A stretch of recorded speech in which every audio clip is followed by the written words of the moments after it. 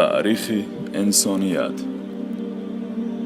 پادشاه خاص سبب پیدایش آدمیت، وظیفه‌های آدمیت، تاریخ پررنگ آدمیت را آموزد.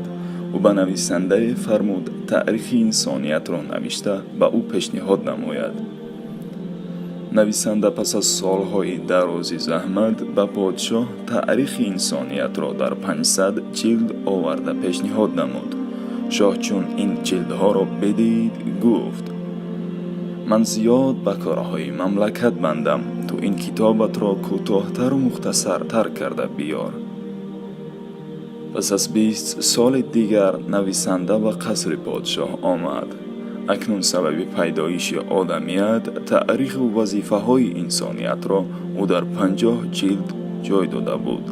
اما شاه دوباره به او گفت: من به پیری رسیده ام و خواندن این قدر جلد کتاب به من دشوار است. تو بیشترش باز همین کتابت را کوتاه‌تر کرده بیار. باز سالهای گذشت و نویسنده که موی سرش برف برین از پیری سفید گشته بود، پس از مهنت زیاد به قصر پادشاهی آمد. اکنون این کتاب همگی 1 جلد داشت و خلاص.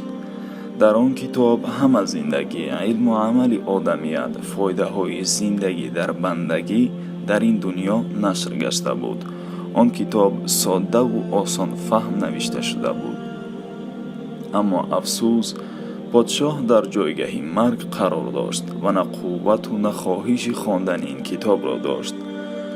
پس نویسنده تاریخ بعضی انسانیت را در 1 مصرع جای نمود. بعض آدمی هست که تولد می شود، زحمت می کشد و می میرد. زندگی می کند برای خوردن، می خورد برای زیستن. یعنی بعض آدمیت زندگی به خود انتخاب می نماید که خاصی حیوانات است، نه آدمیت. چون خاصی حیوانات است تولد شدن، زیستن و مردن.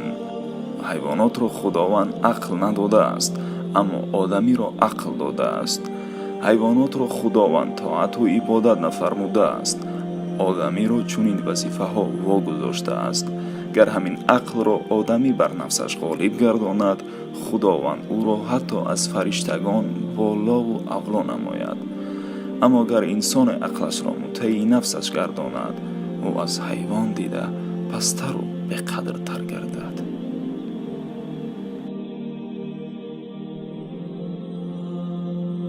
عزیزان، این حکایه را با دوستانتان پهن کنید و اگر این نوار با شما پسند اومده باشد، پس به صحیفه ما ابونه شوید تا که از نوارهای نو و فایده‌ناک ما با خبر باشد. تا دیداری آینده.